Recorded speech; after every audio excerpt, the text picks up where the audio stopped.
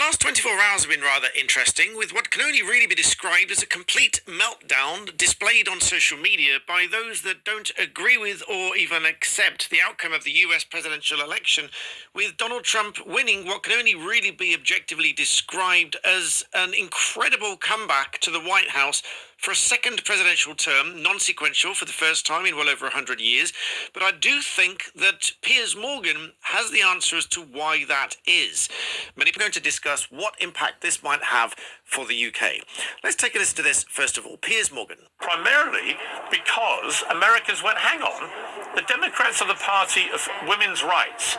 So how are they allowing transgender athletes to destroy women's rights in sport, to fairness and equality? You can't be both. One erodes women's rights and one protects them. So I think there were lots of inconsistencies there in the way the Democrats presented themselves. It has been a cultural argument that the right has taken on for quite some time. Sure. Do you want to answer that specific point, though, from Piers Morgan? About transgender rights? Yeah, and how you reconcile that with a party of women's rights. Well, when you're talking about what I would consider a red herring, less than 1% of the American population identifies as transgender. Just reconcile the two. This is not a major issue. This was something that they utilized to try to pull out a dark part of their base. The bigger issue was the economy, and quite frankly, I'd like you to answer that point if you could. So this is the bit that really irritates me. When someone is asked a question that they can't really answer because there is no real answer to it, the direct question is, how do you reconcile a party that is supposed to be protecting women's rights, and at the same time there is this argument which in effect is argued by many women to be eroding women's rights. But because they can't answer the question, they go around in circles to say that this is just an ongoing argument and, in fact, avoiding the question. But let's listen to the remainder. Rifleman. I just did. It's less than 1% of the American population. I'm not asking you how many people it affects. Conversation I'm not asking you how many people or people who went to vote. This was not their top issue. No one would tell you. No one is suggesting it is. So, in fact, I think that's wrong. She says here that that's not their top issue. However, it is quite an important issue, not just in the United States, but around the world. First of all, we've got our Supreme Court this month going to decide on a case which it's not going to be the definitive end word on everything to do with women's rights and transgender identification and so on, but it will have a significant impact on whether or not biological sex is definitive within the Equality Act and the Gender Recognition Act. More about that in a...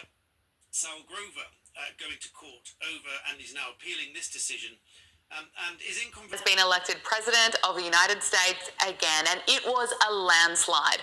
Not only did he clean up the swing states, he won the popular vote as well. Here is the 45th and soon-to-be 47th president declaring victory in Palm Beach. Many people have told me that God spared my life for a reason. The reason was to save our country and to restore America to greatness. And now we are going to fulfill that mission together. We're going to fulfill that mission. People are drinking, they're happy, they're exuberant, they're relieved. It looks like he's going to win every single swing state, and he's going to win the popular vote, and he's going to pick up an extra 4 or 5 Senate seats. So the polls were wrong. He's outperformed the polls by about 3 points. So, yeah, I mean, I don't know. It's gone about as good as it could have. You can get the bill then.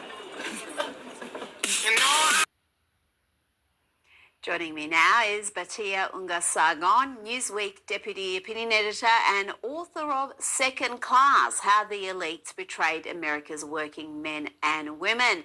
Much content. I'm sorry. No!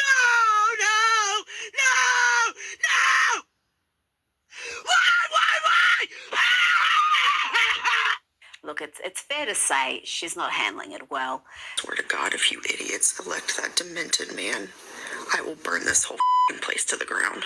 And this is delusional and dangerously stupid. You voted for a racist, a rapist, a dictator. You voted for a bully, a bigot, and a narcissist. Even the Germans tried to warn us, but you didn't listen. You didn't listen to the historians, the psychologists, the educators, and the intellectuals.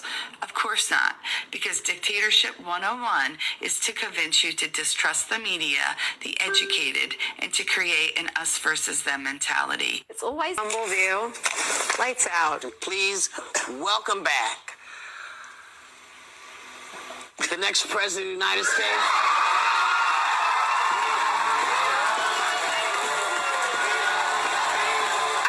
to be a blowout, actually. I don't think it's going to be a close race. I think there are going to be those Republicans that just vote for Harris. It'll be tied on Election Day, as always it will. The polls will be tied, and then he'll lose. You call us trash? Oh, J.D. Vance, you just stepped up in a way that I've never seen in my political life, and I worked for Sarah Palin. I would say take Harris over 270 electoral votes. Let these fools in these crypto markets do something. Let them drive the betting line into a favorable place and then take advantage of it. That's what I would do. It's toast. Do you stand behind that today? Oh, even more so. I feel the same way that I felt a few weeks ago that Trump is toast. And they're not taking the loss well. Here is Sunny Hostin of The View lashing out at white women without college degrees. What we did not have is white women who voted about 52%, right, for Donald Trump. Uneducated white women, is my understanding. You have Latino men, actually, voting more for him.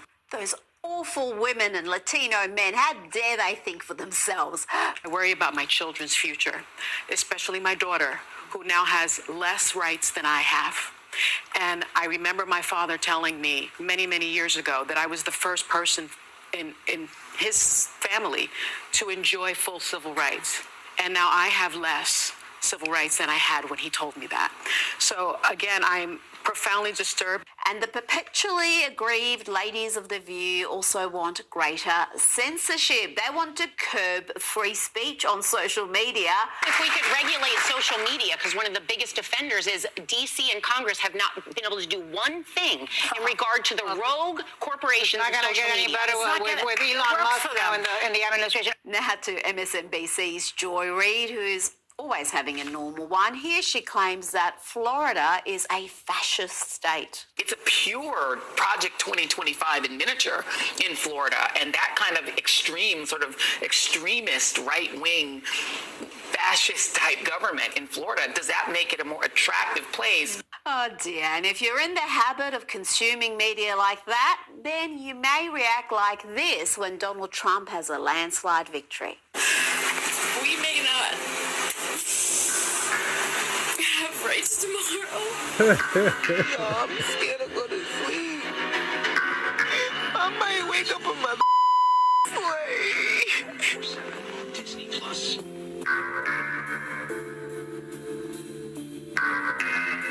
Anyone else having a meltdown? I don't know how to do this. Right now, I'm just not. I can't deal with this right now. I am 48 years old and I have never experienced anything like this and never thought I would in this country. No, wait, I'm so stressed. I don't know how to handle this. Oh, I'm so sad. Literally shaking right now. I'm a trans woman with a baby on the way. What am I going to do? Keep it? I can't believe Trump's actually going to win this fucking thing. Oh, Jesus Christ. I'm so up. God damn it. And here is another white dude. What the hell? You cannot be serious. How did I wake up to this garbage as my president? That's right, garbage. I went to bed last night and she was ahead. I woke up to this freaking nightmare. Donald Trump? How? Does America have this many Nazi, Hitler-following pieces of trash? That we're about to enter a period of fascism. I'm so scared. Let's say peers in history of mass movements of people that mobilize to protect one another in times of fascism and authoritarianism. And this is the era that we are poised to enter. They do a website. It cost me $3. That I got from China in a war. The sun will rise. The moon will set. He wasn't a cheerleader. He was the opposite. Even our nuclear arsenal doesn't work. I think I'm actually a very nice person. We have nothing. I just sold an apartment for $15 million to somebody from China. I learned so much just sitting at his feet, playing with blocks. They're rapists, and some probably from the Middle East. And I promise I will never be in a bicycle race, that I can tell you. We now have a gun on every table. start shooting. The American dream is dead.